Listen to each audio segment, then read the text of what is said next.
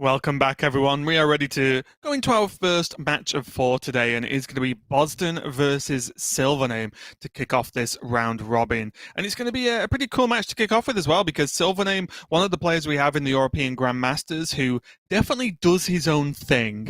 We talked a lot about what the 1 to 2 sort of big practice groups that are in the European Grandmasters right now, but SilverName doesn't really feel like he's much a part of any of that. And, I don't know specifically if he has practice groups outside of, whoever, I don't know, but he definitely brings his own thing to Grandmasters. He's been a favorite of Highlander Mage that we are going to see him have today as well. And he is going to be playing that Zoo as well. So pretty interesting lineup there with the Highlander Mage, the Malygos Druid, and the Zoo Warlock. Was this you? This was a long-term payoff last night, so when I was doing the key cards, I'm not going to lie, I was like, this will make him chuckle if I don't mention it. Oh, excellent work.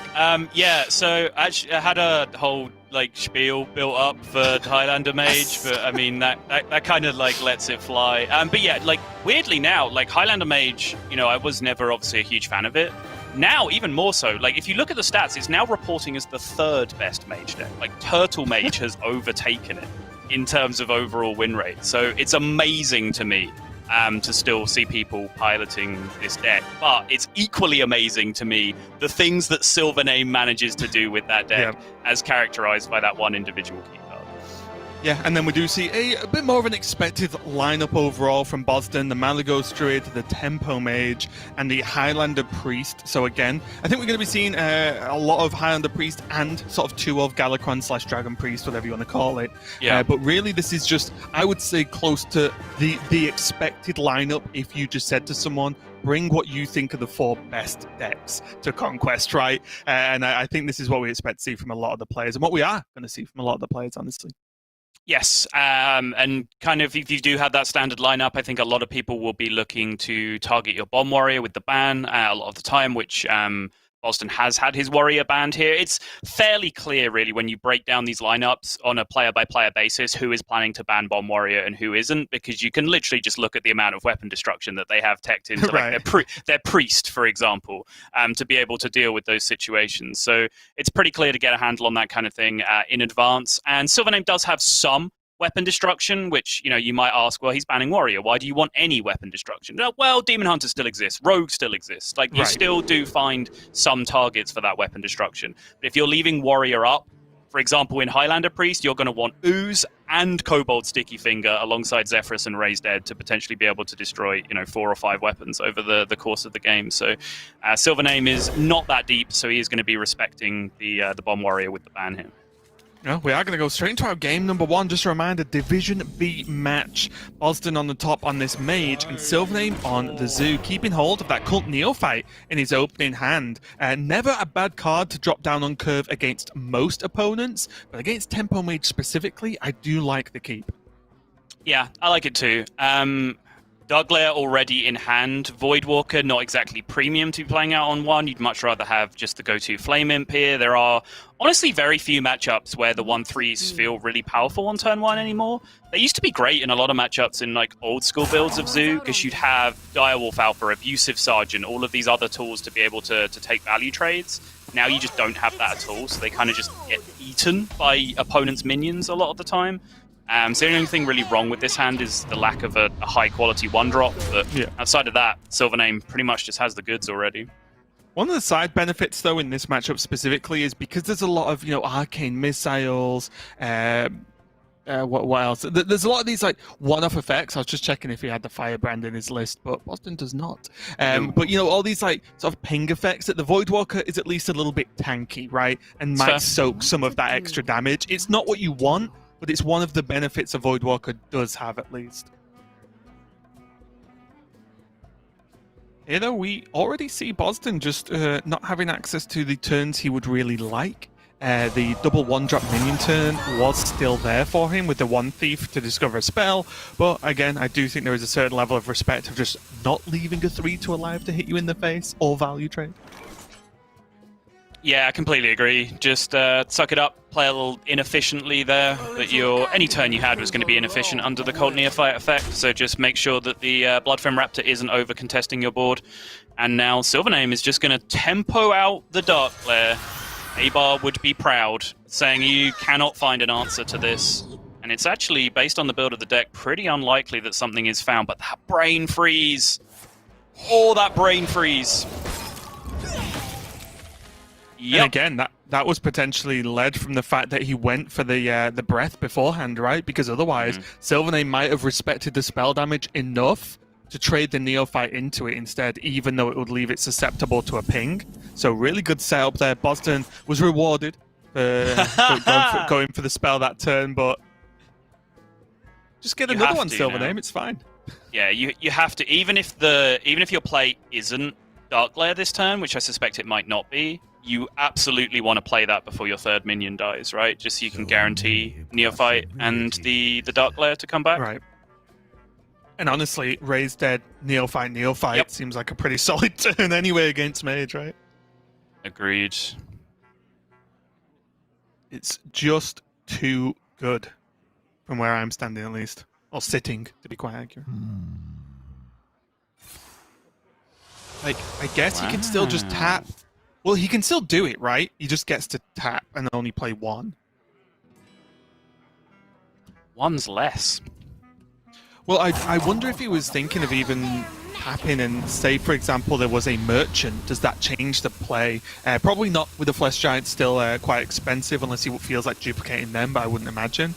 So, yeah, it's just an interesting one. I understand this, but I think having just two Neophytes on board would have just been more powerful against specifically Bozzzton's Mage. Yeah, I personally did like Raise Dead double Neophyte that turn.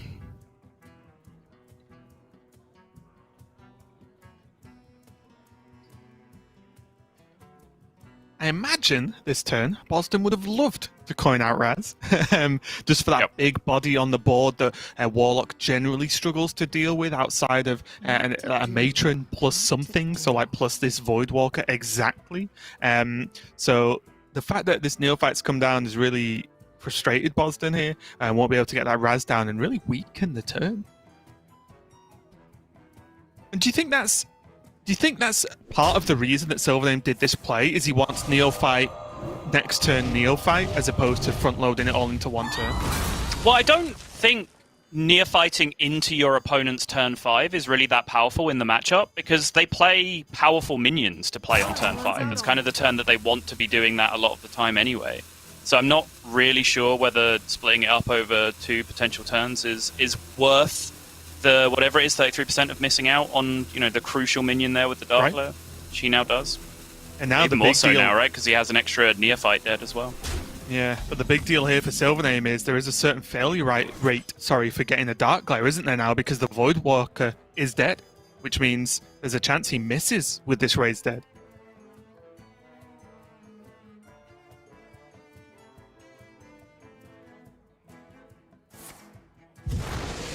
SilverName's going to go for it now. Oh, okay. Got away with it. What a god. And this is also the question of, he could have played Raise Dead still last turn and got this outcome 100% of the time and not played it. You know what I mean? Like, you don't have to play it, right? So very interesting that he did wait a turn and gave himself the chance to get a Voidwalker. Flame Imp as well! Another... Oh, jeez. Can SilverName just play his hand here? He can, right? He can, as long as he soul shears the lab partner. Otherwise, Wait, this looks a little bit concedey to Raz on curve, right? Well, you can just play Giant now, right? I guess, yeah. That's sorry, but yeah, by play his hand, I kind of meant play the minions and a Giant in the same turn. He is going to respect the spell damage though and save this Giant. I'm a little bit surprised. I'm okay with this, I think. I do like this as well, because it follows the dynamic I was talking about, right? Where you don't necessarily want to block out spells on your opponent's turn 5, because it's their Jandis Raz turn a lot of the time. You can just make their Jandis and Raz weak in other ways, right? Which is what he's done. So then he now still has a Neophyte in hand that he can pair with his Giant later to block out a spell turn when he goes at max power against a turn where they're more likely to want to cast spells. Yeah, I think, yeah. What I was thinking was, if he went for giant instead, is there actually an answer to both things, like the wildish/scary board plus a giant? Sure. There is, but how often does that happen? But you are right, the Neophyte does have a level of protection against the giant, and now Bozzzton might just have to commit to this Raz just anyway. I don't know. Looks pretty rough, honestly. Does. Oh, gonna go for coin evocation instead. He's gonna, try and scam some kind of giant here? Look for, like, Giant Frost Nova, which is playable? Oh, I think they looked pretty bad. Certainly do. Oh. I like this, actually. I think it's a pretty good spot in the end to see the line of just generate a Frost Nova and drop your giant. Because again, this is the thing, like, you know, this Zoo deck, even when it's winning, it deals 20 damage to itself in the course of winning. So suddenly you just have to stick one big minion for one turn and you actually have outs to win the game. So I think that's pretty good recognition from Bozzzton to see that as the line. Yeah, Wasn't I rewarded definitely for like it, the line. It just sucked. No, in like the actual outcome, right? And that's not Bozzdon's fault, but it was just he could have got so much better generations there from the evocation. For sure. Now, SilverName does have to catch up on damage and start hitting face here. And that's, again, just another weird layer of fear in that SilverName's on 13, as you can see. And if he trades away this board, well, he's still on 13, and Bozzdton's still on 28. You don't want more Flame Imp, SilverName. You're fine. You want more Expired Merchants. Cast Ray's dead now. Yep. Okay, great. There we go. Perfect. Nailed it.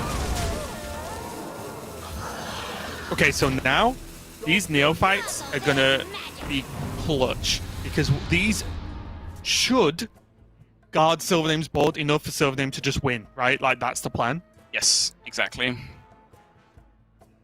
But Bozzdton just has nothing to do.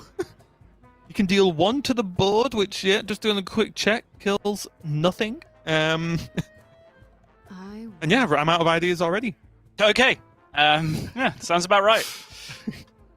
Yeah, I mean, I think the out was played for last turn, right? Yes. And when Bozzdton missed it, I mean, there is an added upside because SilverName is playing a build of the deck which does have a little bit of a weakness to that situation as well, because he doesn't play any copies of Brittlebone Destroyer in his deck. So, you know, when you get to this position where you as the Zoo are miles ahead, but your opponent's at 30 and you're at 10, which happens quite often, if they play one big minion, even without freezing your board, you do have to trade into it because your deck doesn't do anything else and you have to respect it. It's a great point, but he does play one. Does he? At least on the list I'm looking at, yeah. I'll stop you before you go too far. Okay, yeah, thank you. It does look like he plays one Brittlebone and one Vulture. So it's a Vulture cut, generally, I think. Oh, okay. My deck tracker has picked up the wrong deck then, is what's happened here. But the reasonable thing is, though, if the board was frozen and it was full, then that's the issue as well, right? He wouldn't be able to deal with the giant regardless. Here, though, Bozzdton facing down a ton of damage. Is it 1 off? Was that a quick count for me? You are correct. And that means a Soulfire will do the job. He does not have the space to have his Penflinger playable. An extra point of damage, which is the best way to lethal anyone is just with one cheeky Penflinger. Indeed. My question here, Sol, is there any reason not to go for Hand of Gold down here? At worst, oh, okay, that's the reason, right? He's thinking of whether he needs to trade and play another Neophyte. Yeah, you can trade, play another Neophyte. You can also, like, trade and tap for Raid Leader or something ridiculous, which would, like, end up being lethal. Kind of cute. Almost out of time.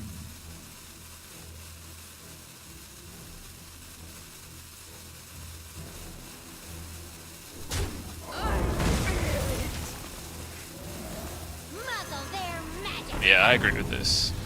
This seems to win the most. Yeah, I agree. Yeah. It's one of those things, right? You saw such a awful turn the previous turn from Bozzdton.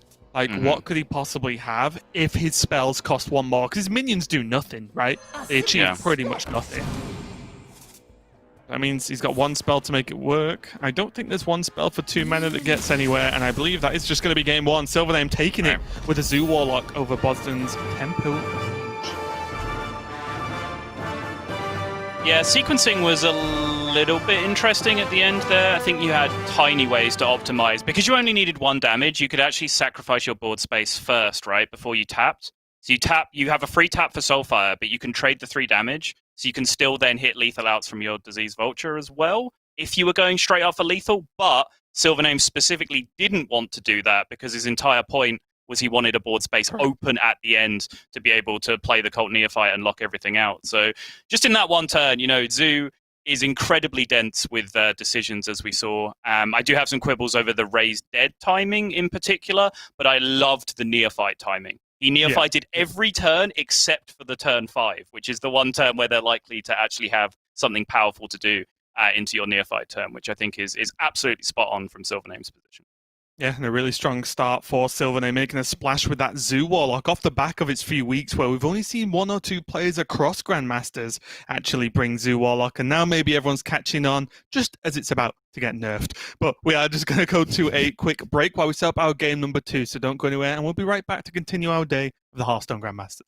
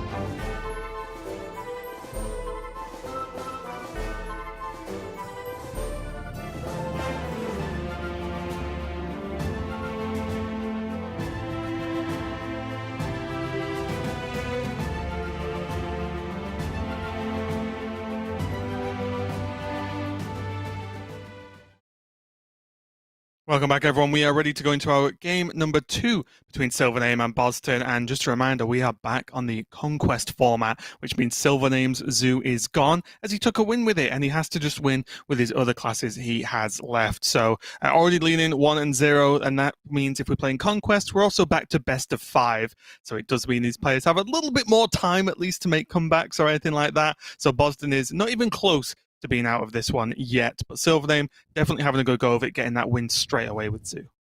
Yeah, and it also means in terms of conquest that kind of wins have an inherent amount of meaning to them just based on the deck's overall strength in the series. A strong deck in the series getting a win overall isn't really that important to the overall game state.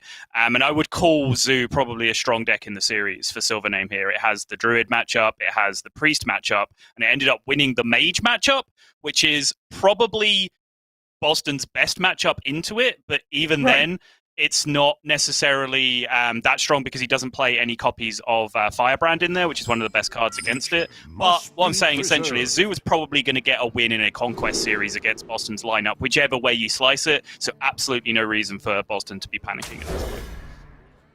And now, as we stride into our game number 2, it is going to be a Malygos Druid Mirror Subtle. And I'm just taking a quick look at the lists, and they look pretty much card for card the same. It's hard because my lists don't line up properly, but it does look like they are almost identical, if not identical. So a true mirror coming up now, and really, does this one just all come down to early ramp into late card draw? So largely, yes. Obviously, ramp is enormous, but yeah, card draw is more important with this version of the deck than it is with most. Because, you know, you do have this big combo finisher that you want to rely on. But in this matchup in particular, you don't necessarily have to get all the way through your deck to activate a huge Mali combo to win the game. Sometimes you just build such an overwhelming board state that the other Druid can't come back against it. Because both of these Druids are just designed not really to remove threats, just to blow past what their opponent's doing and just do something that's bigger and better. So when both decks are trying to do that at the same time, that can create huge issues. And Bozzdton just made the push to try and win the game immediately with unanswered Gidra on turn 3, which is sometimes huge in the matchup. Very, very difficult card for the opposing Malygos Druid to deal with, especially since they're cutting Bog Beam these days most of the time. So Swipe is one of the only real answers SilverName could have had there, but he passed the threat check and he gets to live. His reward is that he gets to play Hearthstone this game, Raven. The best reward. One thing that does interest me here, as this game will continue, is the first time one of the players gets an opportunity outside of a Gidra on curve to sort of throw away the Malygos win condition and go for a board presence like sort of strategy like you were mentioning earlier. I wonder if they're going to go for it, because I don't think it's as simple of, oh, well, if you can make a board and it costs you, I don't know, you have to use a Moonfire up or something, or, you know, a Lightning Bloom to be able to clear the enemy board. I don't think it's straightforward to say you always do it if you can. I do think it's definitely tricky and kind of hard to judge. It is, but, you know, largely in this matchup, I'd say, like, if your opponent has made some kind of big Guardian Animals board and you are able to swing the board state and just, like, stick Mali and clear their board with Swipe, that Mali usually sticks for a couple of turns after that point, unless your opponent has essentially the exact same response with their own Malygos. So it is definitely something that you can go for in the matchup.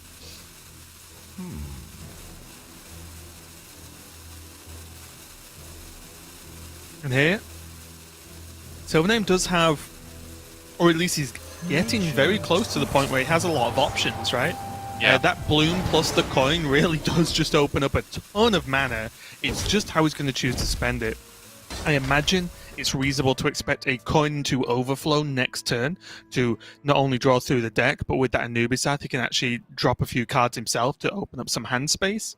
Whereas, meanwhile, in Bozzdton's hand, it's not quite looking as good, is it? It's not. And just to rewind a little bit, and just so we're 1-for-1 on not being able to read deck lists, that card in hand is the one difference. The animal package is slightly different. Bozzdton has 1 Thresher, 1 Pet, whereas SilverName has double Pet in his deck. That's the only difference that I can see. 0.5 to 1, I think, is the score, but yeah. And this is, again, that weird choice, and it's the one that SilverName had just a few turns ago. Do you just have to swipe this? The frustration for Bozzdton is the alternate choice is get a Lake Thresher on board, which just makes the turn feel worse, because I agree, I think he has to swipe it. But... Oh, Raven, I'm going to stop you right there. The alternate choice is just take a million from this thing. True, but my point being is, SilverName didn't actually doing it. See? My special powers, remember. SilverName didn't have a choice, really, right? He had swipe the minion or pass, right? Whereas the frustration here for Bozzzton is he did have more of a choice, we can say, if you want to get picky about it. Okay, actually digging into it, this is actually a really great read, because SilverName can't play Overflow without ramping first, right? Without playing Coin, Innovate, or Lightning Bloom, which obviously doesn't work with the Ghidra. Bozzzton has seen one swipe, so he's willing to risk the second swipe and say, okay, if second swipe happens, that second swipe, and it's still not insurmountably huge, the minion on the other side of the board, right? Outside of that, it's like, what, Overgrowth? If Overgrowth was in the hand, it would have been played by now. So Overgrowth isn't in the hand anymore. So actually, what spell can SilverName cast in this position that Bozzzton's actually super scared of? So actually, I rewind, I take it all back. I think this is a really good spot from Bozzzton just to be able to preserve his board state. Time waits for no one. Were you expecting some credit there, Raven? I mean, if Bozzzton did the play I suggested was a something to consider, then surely I get at least 12% of the credit somewhere. 8.5. 10, and we'll call it even. I'm not budging. Well, I'm just going to do a TJ and just say I win. Okay, alright, that's fine. Yeah, important trade for SilverName. Like, that Ghidra actually ended up looking really, really awful after I got so excited about it. Because SilverName obviously then just has to throw it into the Lake Thresher to prevent the Cleave being able to take care of his Twilight Runner. And that's where things get really weird as well, right, for SilverName, because there was, if he wasn't ever or couldn't do anything with the Ghidra, there was a question of, do you just, like, coin overflow anyway? Just to get the cards going, the Anubisath could come down. If the Ghidra's dead regardless, then that doesn't change much. So it's just an interesting point where he did choose to go for the runner and sack the Ghidra anyway, just to line up this one-on-one kill. Whereas he could have just said, okay, this is very awkward, I just need to coin it out regardless. Yeah. Time waits for no one. Bozzzton could just drop a Teacher's Pet and honestly not feel too bad about it. Keep his Thresher alive.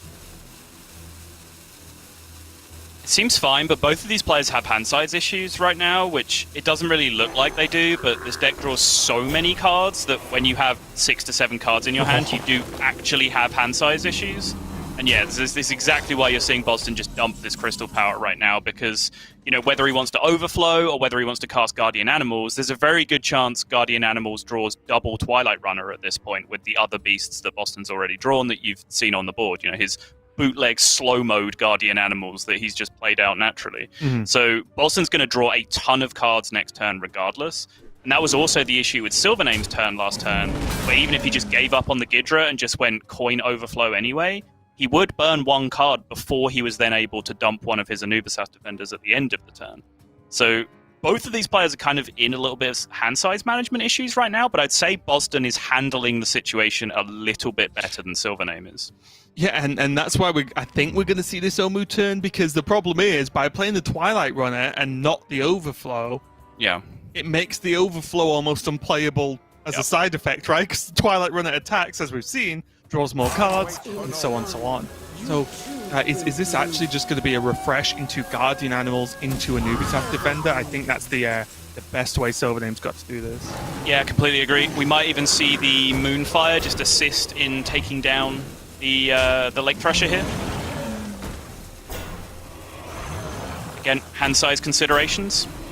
And I think this is just a perfect example of, I think a lot of Hearthstone players see these crazy combo decks, especially Malygos ones. It's like, you have to burst them with Malygos. And as you can see, huge parts of the combo are just getting thrown away left, right, and center, because not dying is more important than getting some big combo off at the end of the game.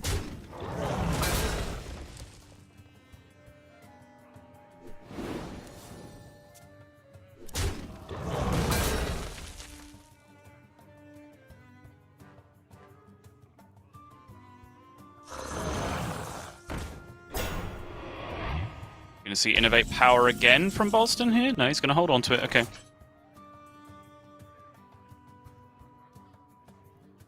Didn't see the merit in healing these minions again when the trades will still just be available on the board regardless. Right. And also sounded a little bit silly, but does Bozzzton need them both to live with the amount of cards he has in hand? Like, is it fine if they receive trades? Well, again, it's kind of, you can argue the opposite way, right? Is like, does he want to have Innovate Crystal Power in his hand? I guess it is Innovate Crystal Power, which is kind of something that you can always dump regardless, so there's no real need to be in a hurry to get rid of it. Yeah, I agree with that. I think the cards are, because he's already used some resources, I think the cards are pretty good, right? He's already used the Crystal Power in this game, so holding the second one seems good. Sure. You also just saw a Moonfire on the previous turn, which is another way these would very efficiently get dealt with. Time waits for no one. Kind of into just giddy up here. Is this going to be Alex Straza? Kind of into it. Yeah. Going for the Bloom as well, so he can have the extra spare mana to use this Crystal Power to kill off another Twilight Runner. Do you not like the damage face here instead? I'm a little bit surprised at the trade. No, I think I respect the 2 draws there. Because again, like, I think if SilverName, like, makes this push and then does just get, like, Mali swing turned coming back the other way, he's probably in a whole world of trouble.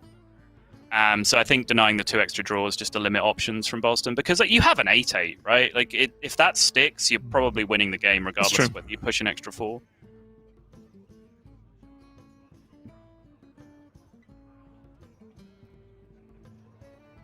I do like that he thought about it, though. I did really want to hit my opponent in the face there. I'm just not sure whether I can justify it. What kind of reasonable Hearthstone player does not want to Alex and then hit someone in the face straight afterwards? The double swipe, though, here is going to clean up everything pretty nicely. But once again, that does mean there's 2 swipes long gone from Bozzzton's list now. He doesn't have them available to him going forward. So as time goes on, these Malygos plays get potentially weaker and weaker. And speaking of weak players, that is one pretty poor Guardian Animal. Sorry, did I miss GA in the nerf list that was announced? I didn't realize that it was just a 4/5 taunt now. Imagine 7 mana, make a 4/5 taunt, you'd be like, wow, this was a nerf, wasn't it? It's like... You know what? If they made Overgrowth 4 mana summon a 4/5 taunt, I'd be on board with that. Okay, can we get that done? There is now the Germination along with that Omu combo. Yeah. Which looks like Bozzzton is going to go from, once again, these sort of, in a lot of other matches, these combo pieces just being used to actually just fight for board. And they're more like an Anubisath defender a lot of the time that can unlock an Alex Straza is looking pretty powerful for Bozzzton. I'm pretty sure Bozzzton miscalculated what he was able to do this turn. He innovated first, and then I think he expected to have 10 mana refreshed from the Omu, which is not how it works. It's how it works with Breath of Dreams or Overgrowth, like permanent ramp. It does work like that, but it doesn't work like that with Innovate in that situation. Yeah. Innovate is not a mana crystal, right? It like just gives you a mana. But yeah, it would have allowed him, I'm guessing, to potentially like Alex Straza, then Crystal Power. Alex Crystal Power, yeah, exactly. But still, Bozzzton has managed to get this Malagoose down, along with the 2 Omus, which means SilverName has a ton of work to do if he wants to fend this off.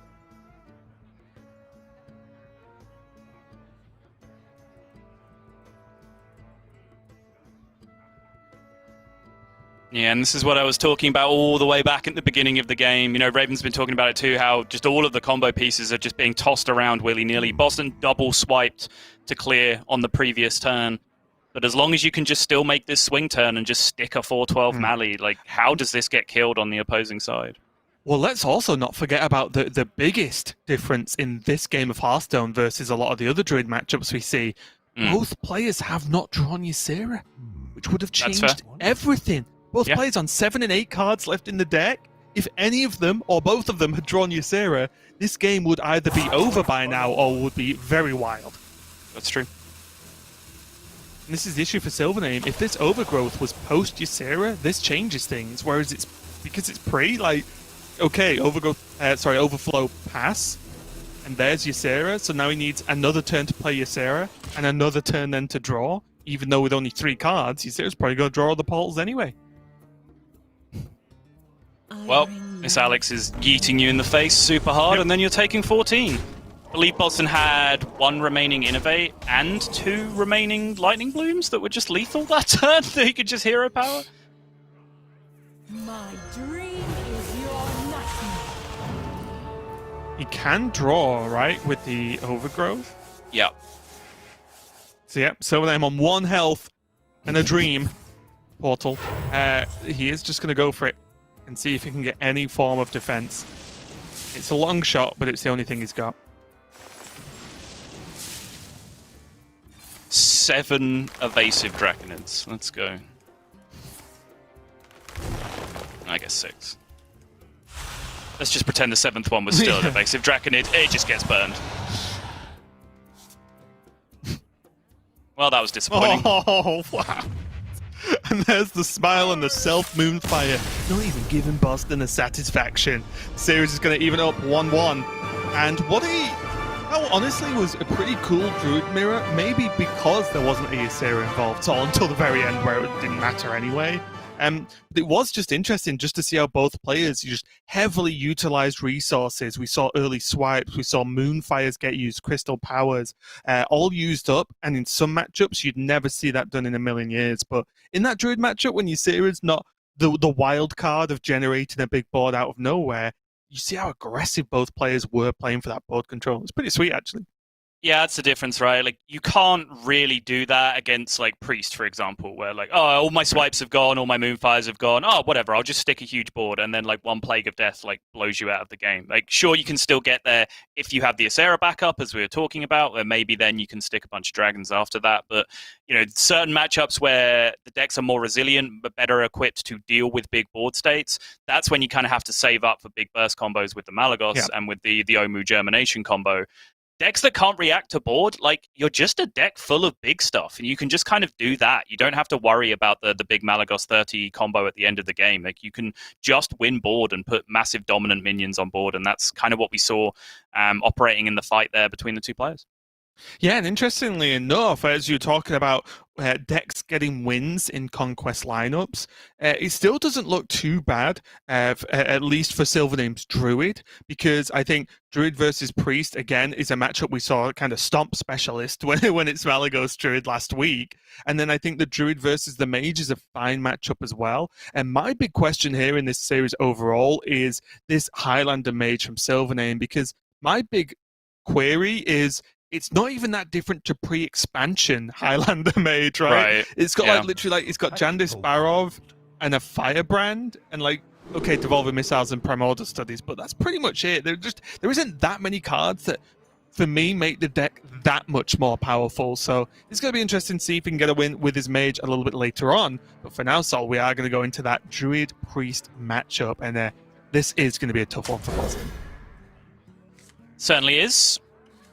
SilverName, one keeps Guardian Animals. I believe he threw away an Overflow there, which is a point of contention for some Druid players in this matchup, I believe. Like, a lot of people think Overflow is one of the, if not the most powerful card you can have against Priest, because you don't necessarily have to do everything super quickly against Priest. You just have to be able to do everything that you have in your deck. So therefore, having access to an Overflow to make sure you start digging through and get that card draw, pretty solid. But you can make the argument, if you have a Guardian Animals anyway, that's card draw a lot of the time anyway, and then, you know, any card draw begets more card draw, so you will eventually start cycling deep through your deck.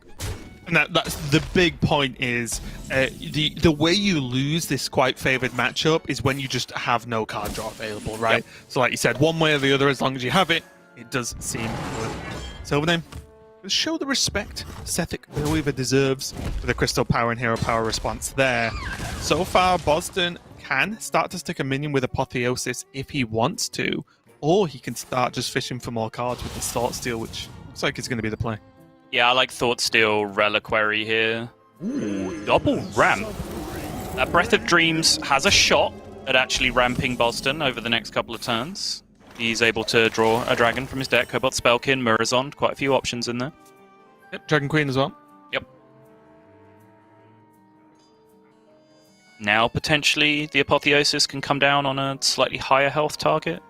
Slightly weird to be giving it double lifesteal, but it's not the lifesteal you're concerned about. It's just making a big health minion that can beat up the Druid. I think that's the main factor of Apotheosis in this matchup. Yeah, and also, Bozzzton does have to sit there and think, what does Guardian Animals do to this board, right? Because it might be actually a little bit of a frustration if he plays Apotheosis and a Thresher comes out, for example. Yes. And SilverName just hits the 1-2 and like That's true. massively damages this 1-3. So I think that's a bit of a weakness that Bozzzton was aware of. Yeah, that's fair. It's a very, very good point. I was focused on kind of the 6 health actually being very nice in this Right. spot, but yeah. I mean, having said that, SilverName's list doesn't have the Cleavy Boy though, so that's actually not going to be a factor in that apologies. scenario. I thought it ran 1. There you go. We're definitely 1 Now and it's 1 now, definitely mate. 1. Now If- we're 1 and 1. I'll give you If that anything, I've got the 1.5 at this point. Surely I'm ahead. one. Come No, on. that was 2.5s added together. Okay. Yeah, you're completely right though. So maybe the 6 health was important. I'm not sure. Like, I guess if it gets double traded, like that's really not that big of a deal from SilverName's side, right? If he just has to double trade into the bigger minion. Here though, this is where things start to get a little bit dicey, and we're not even talking about Malagos yet. But how does Bozzzton actually just deal with this board? Yeah. Does have Innovate for Soul Mirror next turn, of course, which I think is. Oh wait, no, so has it's it got now. coin still. Yeah, okay, well that's how he deals with it. 100%. SilverName, less than unimpressed. impressed. It's a big deal because it's card draw as well. It is, yeah. Oh. I was kind of curious whether, I was kind of focusing on last turn as a factor of, do you Apotheosis or don't you? But I also think it's interesting to look at that turn as, do you get greedy waiting for a dragon or not for maybe one more turn? Because I do think ramp, like counter ramp, is very important in the matchup from the priest side. Like you can see that, right? It was double soft ramp with coin and innovate. But obviously, if you're just able to react to their power plays with your guardian animals and your Murazond naturally, because you've managed to steal some ramp from them, that can have a huge impact in a lot of games.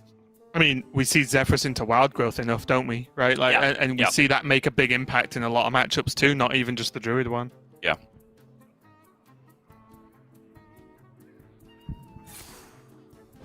Actually think in a funny way, although Cobra is very, very powerful, I think Bozzzton actually got like a weird better end of the stick with the snake instead, just because of how the death rattle works. It's just a minion that SilverName kind of has to deal with. Yes. Agreed. Time waits for no one. Bozzzton, little moment of respite here. He's managed to deal with the initial problem. Now, if he can find himself some mid-game power, which, yep, that pretty much fits the bill, that'll do quite nicely for next turn.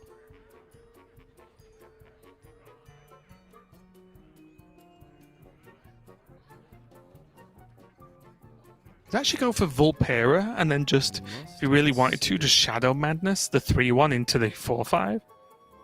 Well, It's he has Lazul's Scheme on the far left, so he could actually be even greedier and scheme Shadow Madness, penance it while it's on his side of the board. Okay. I think the scheme is too high. I think the scheme might actually reduce it all the way to 0, which means it won't actually end up killing the Anubisath on the other side, which is kind of annoying. Or could he hit and then... Oh, no, it doesn't matter. I was trying to look at Breath of the Infinite because he doesn't have a dragon. What that would do, but I don't think that lines up that well either. To do it on the other minion, of course. Right. I think I like this. Didn't go for the Vulpera, went for the Breath instead. But regardless, I think there aren't that many great targets for the Shadow Madness without very specific things happening for Bozzzton. So I think I like just getting the value now and waiting. He does have like a super beefy Lazul Scheme in his hand, though, right? Which means that the Shadow Madness is always going to find a target if you want to look at it that way. Like, it's debatable how many broken things you'll be able to do with it, because obviously it's board state reliant in you being able to actually, do something efficient. That's my issue, right? Like, what is the steal? Actually, because in like silly world, Malagos lethal, but if Malagos hits the board, Bozzzton's going to be dead 9 times out of 10, right? Yeah. So that doesn't yeah. matter. And then suddenly it's like, well, what are you actually trying to steal? Yeah. And I don't really have a good answer for that. No, me either. I think the play was fine. It's just, these weird priest combos. Well, now that makes that scheme a lot more exciting. What are you on about? You can just take the Porcupine. I would be surprised to see that. Well, you were surprised the other game, Sol, but Bozzzton still did it. Yeah, see, that time I was wrong.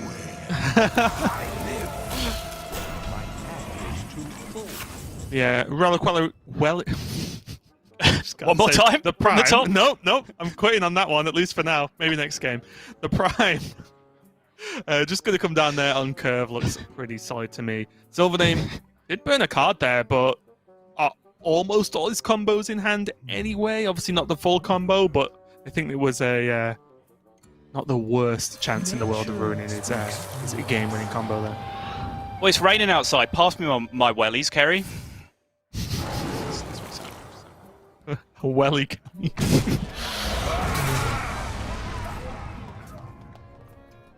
Oh, all the scam effects. Wave of Apathy, Cabal, Azul Scheme. Everything. I'm just trying to see if it's like lethal next turn with Apotheosis on this Gidra for Bozzzton. If it survives. Wait, what's happening? What are you trying to do? If he steals the Gidra and then the turn after, because it has sticks? attack that Right, gives right, it Apotheosis, it's Right, like, yeah. Because he can heal it as well, right? I think that's the line, right? Yeah, yeah.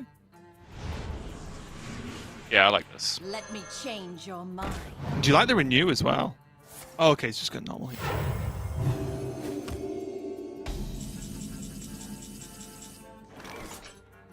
Okay.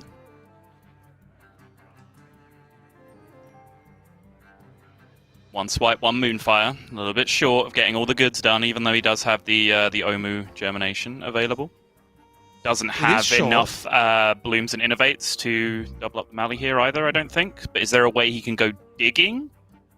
Is the situation dire enough to do that? Go ahead. He is short for the straight-up lethal, but and Bozzzton does run a Plague, which is, of course, a problem going into next turn. Yeah. But if SilverName doesn't do the combo to kill this Gidra, does he just lose anyway? Or if he uses like a swipe plus X to kill the Gidra, is that just reducing his ability to win the game down more than just throwing everything on the board with the combo?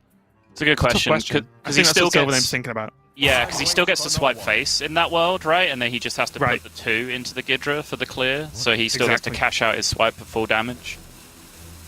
And it's pretty much, it would be, because the Pokemon doesn't die either, so it would be pretty much just be Plague that would really ruin him. But I don't know. It's just going to leave it up. Oh boy. Oh wow. Currently 24? So he can renew. Yes. For inner fire. Or just more like power infusion. Sure. I was just thinking with Apotheosis again, power word feast. Can Vulpera into something as well potentially. He's still got plenty of mana to get like the best outcomes. Grave Rune. Grave Rune? Huh. Is it the pick anyway, even if you don't necessarily end up using it this turn? Because that just means he has 2 Gidras on the board, and SilverName has to respect them, right? Possibly, yeah. Out of those options, I like it. I don't think it's go for the Grave Rune play, you know. Yeah.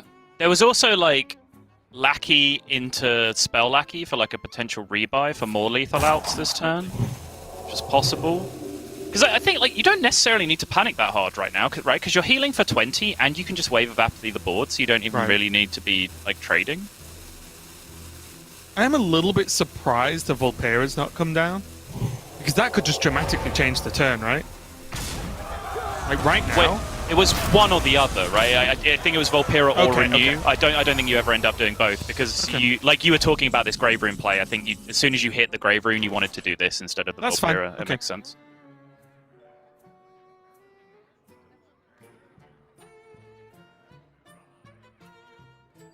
Now, unfortunately, the Gidra has 11 health, which means if SilverName wants to react with his combo, he has to actually point spells at the Gidra, which is a world of difference now. It's very possible he was supposed to just go in last time.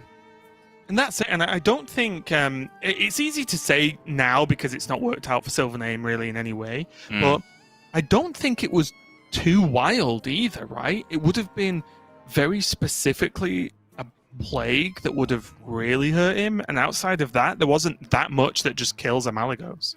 Yeah, it's like Plague and the Zeph, which answers his board, but then, things and there's no time rip in Bozzzton's list either. Right. So that's one less thing that couldn't just straight up kill Malygos. Time waits for no one. and the board would be empty, right? That's the biggest thing for me. Priest doesn't do much off board, right? And Bozzzton's already used a Soul Mirror, so I think there were just limited options there for Bozzzton to respond to the Malygos turn. Oh! Well, I mean, that just doesn't feel good, does it? And is that a Ysera on the bottom? It is, yeah. It's the last card. What? Your wish is my Oh, well. Mega win, Fury. That's going to be the game. Bozzzton taking a win with the Priest. And you were talking about at the start of this series, in Conquest, there are certain matchups. If you win, it has a huge effect on the outcome. And Priest beating a Malygos Druid is a big deal there for Bozzzton, because generally, if you had to go by the numbers, SilverName should be 2-1 up based on pure matchup spread, right?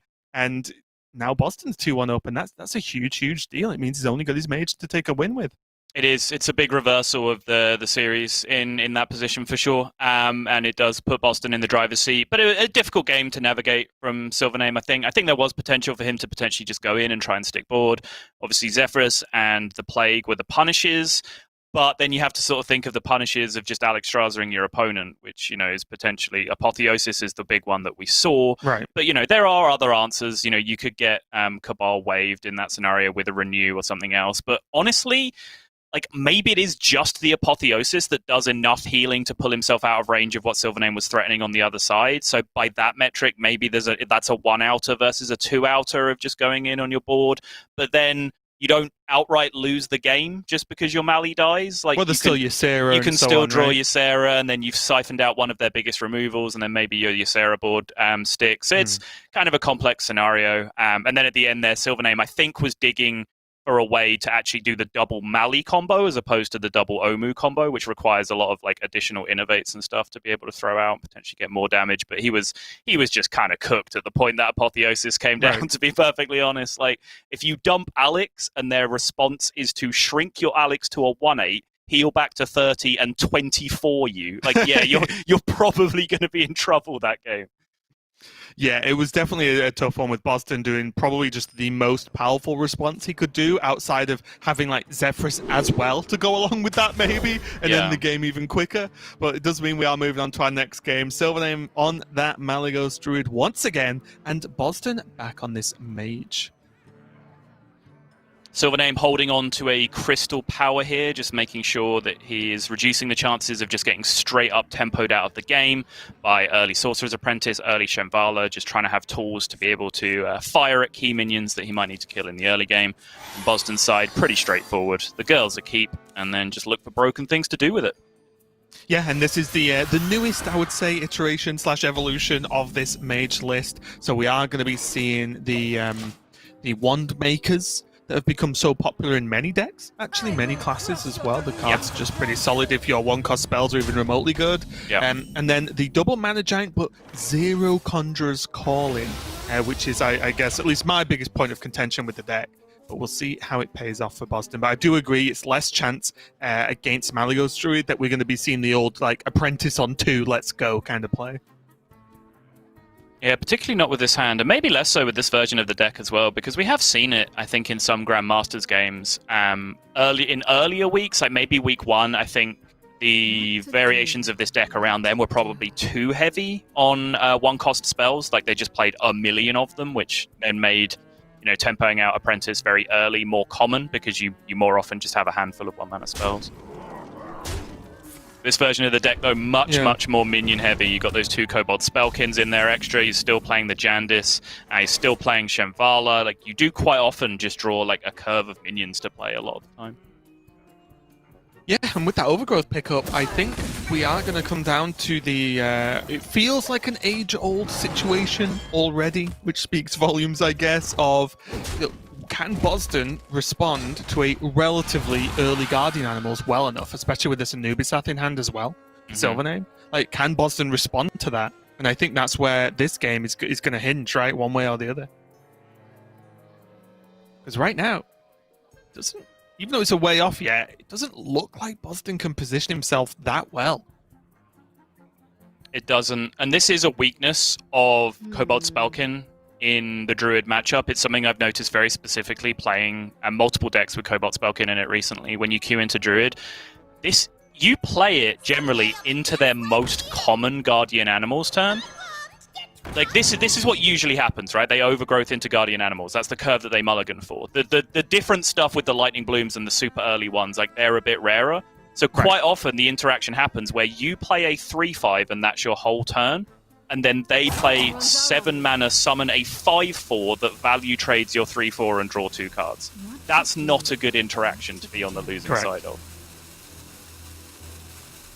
And these aren't good spells either, although Arcane Breath is making it into these lists right now, with the help of the Cobalt Spellkin 2 in there, of course. But generally, just not good cards there for Bozzzton. He'd be really looking for potential Devolving Missiles, which is not run as standard in this list. Right.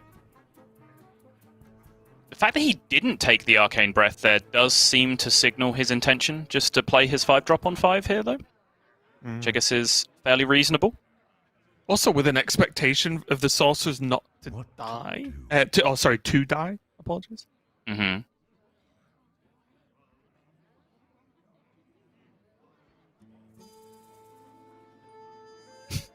So, here we are. Do you disrespect this Sorcerer's Apprentice?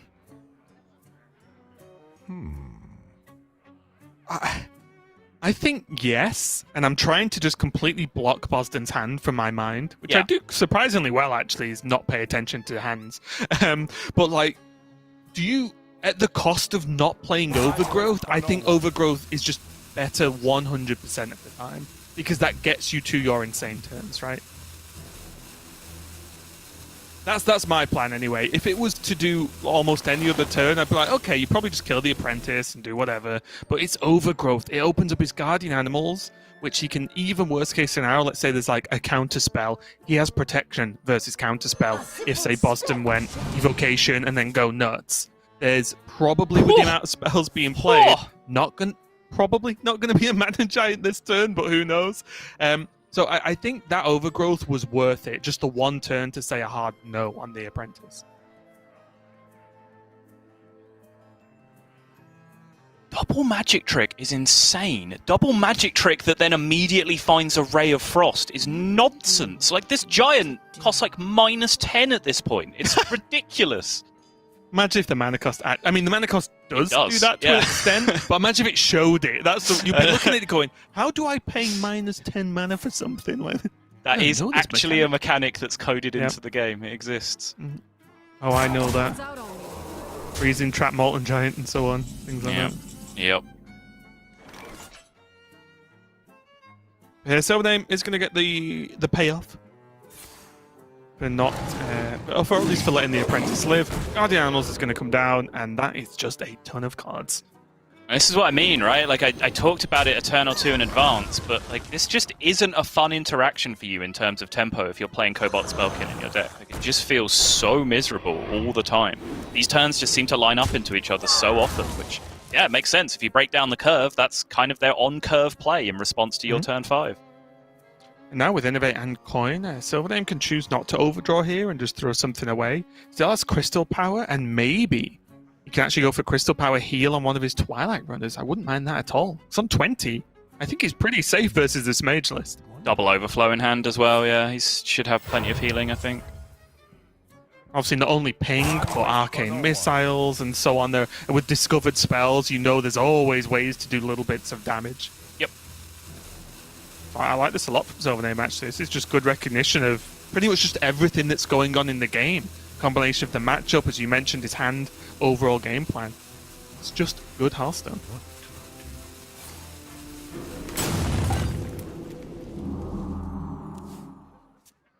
Puts it on the middle one as well, which is superior against like a generated combustion, for example.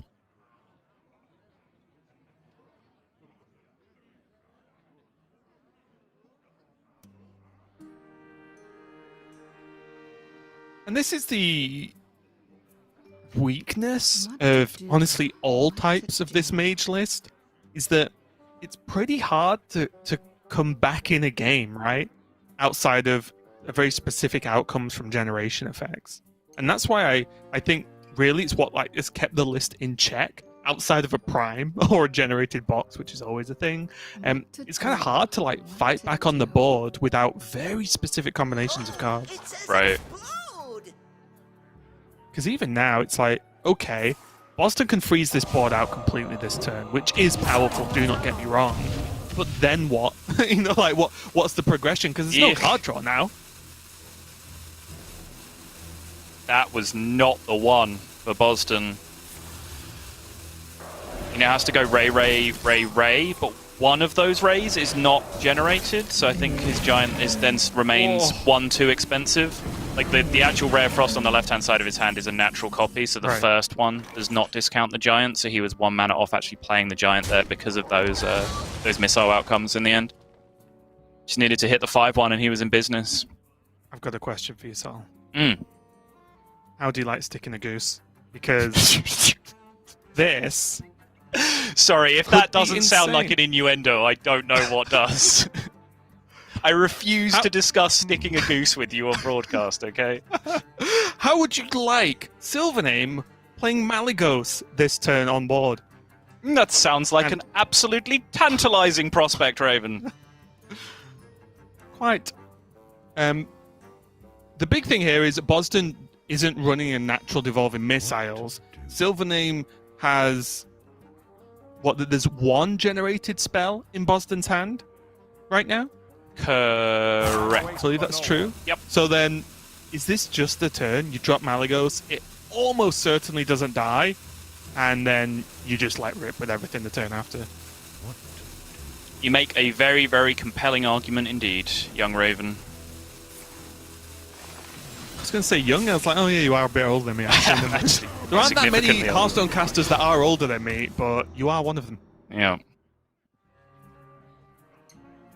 I really like this from SilverName, but that's one of the cards that could make this a bit of a problem. Mm-hmm. Oh.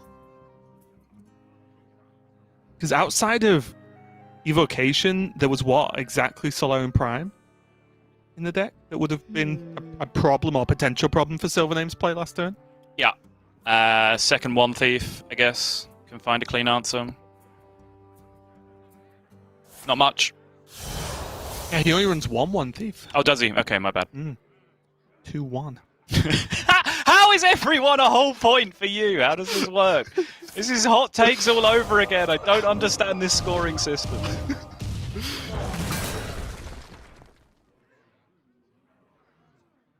And this is just the problem, right? This is why the Malygos play was potentially so strong. Is like there has to be such specific cards. It was not only Evocation, but Evocation into a direct answer, such as Polymorph.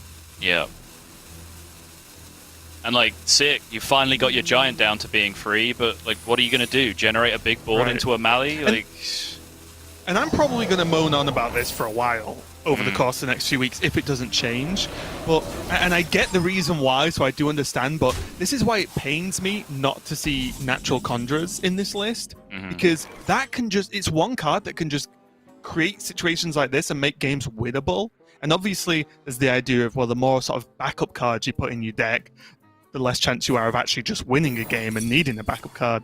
So, but it does just feel like Conjurers just is enough to fit in there. Yeah, so I'm not sure why you chose this as your example of like a situation that Conjurer's Calling might be able to save you from. Like, I know it's technically possible. I'm sure you could name me a pair of 8-drops that gets you out of this spot, double Walking Fountain or whatever else. You're still losing that game if you had a Conjurer's Calling most of the time, right? Right, and obviously, you know, I know that from SilverName's side because we can see the hand as well, but I just think it's a way that can generate very strong plays with very few cards, I think is my main point, because right now, as you can see, it's not like Bozzzton's got a handful of cards that he can play. He still has 20 cards in his deck. Yeah, but like on a more serious point though, like I do agree with you. I started off immediately thinking that Conjurer's Calling was bait. Then I liked it for a while. And then obviously this list that Orange came up with ended up cutting it again. So I was like, oh, that's curious. Why is everyone cutting Conjurer's Calling again? So then I actually like looked into the stats quite a lot, and it actually reports very, very poorly in terms of like drawn win rate in quite a lot of the variations of the deck. So the stats do seem to dictate that it is quite a poor card overall. But the weird thing is all the variations have that problem. Because in this deck, like One Maker and Cobalt Spellkin report quite poorly. In the version that doesn't play these and plays Arcane Intellect reports really poorly. So there's a problem with the deck where like no one can find good cards to go in those last few spots, and they all just seem to suffer around the rest of the shell of the deck. Well, meanwhile, Bozzzton's trying to piece together something and hoping SilverName just doesn't have it. He has managed to freeze out the Malygos, or Malagai, or whatever you want to call them.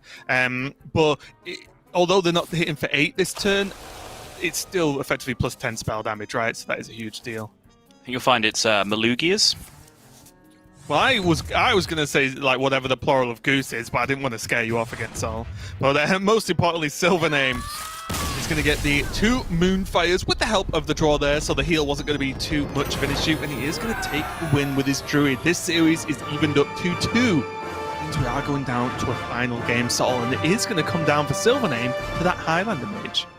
It is indeed, and this is kind of the one I've been waiting whole series to see, because again, like right now, this is the 3rd highest win rate mage deck in the game. It's not the best. It's not even the 2nd best anymore. Turtle Mage, the deck that everyone looked at immediately and went, "That's a meme," apart from me that said it was good immediately on day one when I first saw it. Just want that chalked up for the record forever, for posterity. Thank you very much.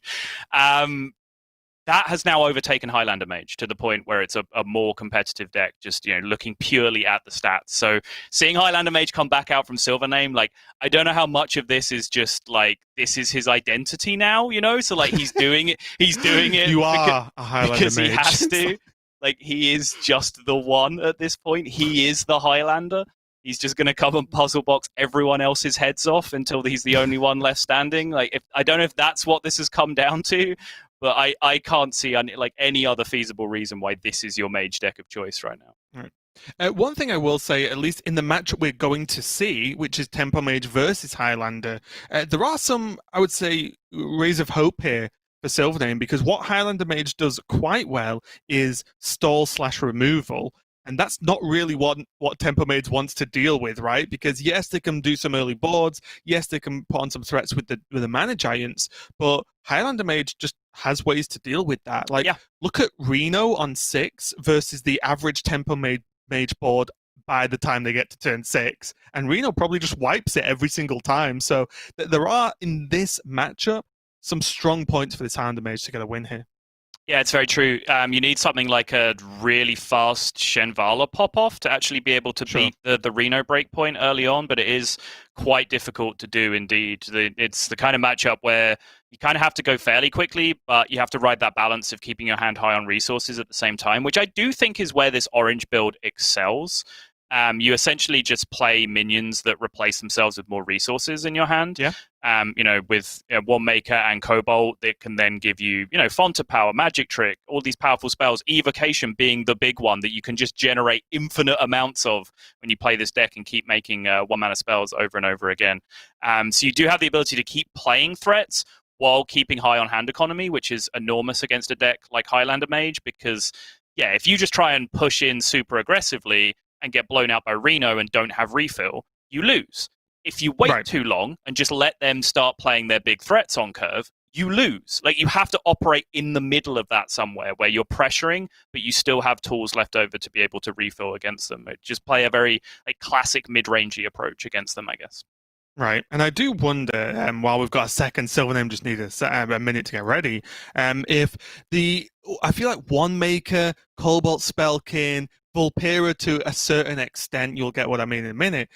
All these cards that have generation of spell effects, or they replace themselves in hand basically. Okay. They're all understated, right? Because they have a valuable effect. It's as close to card draw as you're going to get that isn't literally card draw. Mm-hmm. I do wonder with these slipping into more and more decks. I've been seeing the Soul Demon Hunters running One Maker, potential Spellkins and stuff now and everything. I do wonder if we're going to go full circle and people are going to just start jamming Chillwind Yeti or something in decks soon and just say, well, if you're playing tons of understated minions, then I'm just going to play just good minions on curve and beat you up. And I just wonder if we're going to get to that point. Did you enjoy my Chillwind Yeti choice there? I did, yeah. I mean, that is an incredibly spicy take. Like, I am sweating right now from how hot that take is from Raven. The next step in the meta, Yeti on 4. Just wait. I have foreseen this, okay? In a couple of weeks' time in Grandmasters, a Yeti-shaped minion on 4 will win a game of Hearthstone. Okay. But regardless... Yeah, no, he'll SilverName be is ready. Teacher's Pet from turn 4 Guardian Animals. That's what's going to happen. Hey, if it's right, it's right. What can I say? SilverName is ready, and we are ready to get into this final game of Series 1 of the day. Bozzzton on the Tempo Mage, and SilverName on the much less popular at the moment Highlander version, but off to a reasonable start. Zephyrus, Ray of Frost, and honestly just a Swampu's not card he'll want, but at least a playable card in the early game. Doesn't look too bad.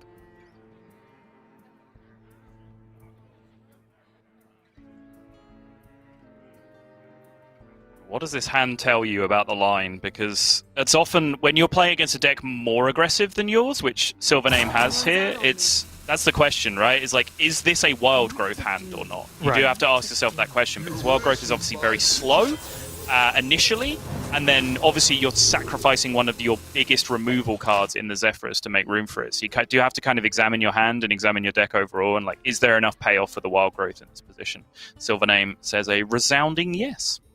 And I think what you said about examining your hand is correct there, because the wild growth actually gets SilverName to a rolling fireball quicker, which then makes up for Zephyrus not being removal with making it kind of removal, because it allowed him to play, or will allow him to play rolling fireball that much sooner and then progress from there. But the key really is Zephyrus wild growth in now going to bridge the gap from drawing other stuff? Because once this rolling fireball's gone, like, SilverName's playing off the top of his deck. I like this spot from Bozzzton. I like everything about this turn apart from the fact that it started on the rope. Outside of that, love it. Criminal.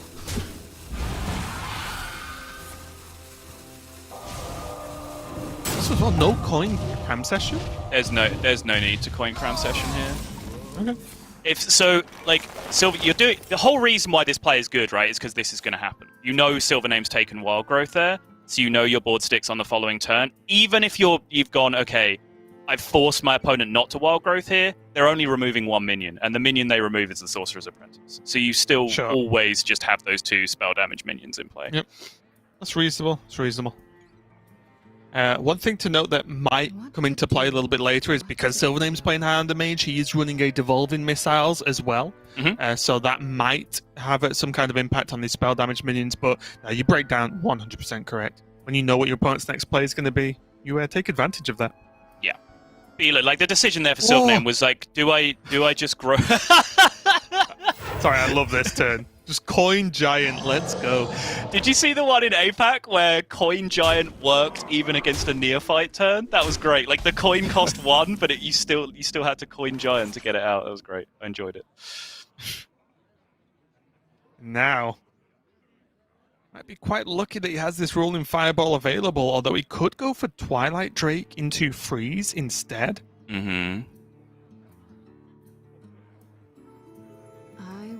Is this good positioning? It is, right? I believe so, because what SilverName will want to happen... Yeah, of course it is, because if... I guess he could have, like, did Doctor Mana Giant with the 2 spell damage if he valued his apprentice highest, but I think he wants the spell damage minions because of Cram Session.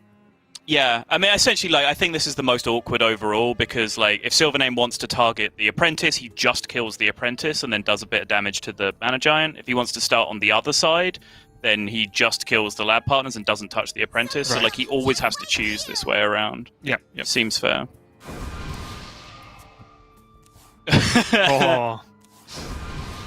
Oh. And there's the clap from SilverName. Cyclone? Anyone? My kingdom for a Cyclone? No? Okay. Might get one of Magic Trick, probably. I mean, that is technically possible, yes.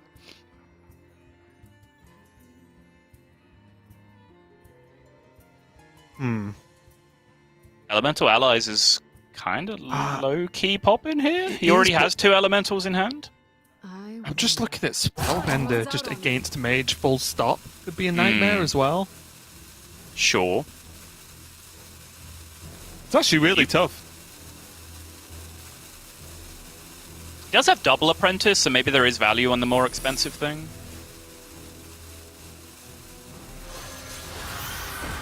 Just imagine if he could threaten a Conjurer's Call in Subtle. That's my question. I guess it would have been rolling Fireball if Conjurers was in the list, right? Yeah, almost certainly. I mean, that still has upsides. He just wouldn't have had to deal with a Twilight Drake that turn in that case, right? True. Now, SilverName, though, has so many things he doesn't really want to have to deal with all at the same time. He's going to check for the Spellbender with the Ray of Frost. Now this is the issue. It's the decision point now between rolling Fireball to clear the spell damage in the Apprentice, or does he need to just kill this Giant? But that leaves the spell damage in the Apprentice up. Yeah, SilverName has had +2 spell damage and an Apprentice on board for every turn of this game so far. Yeah.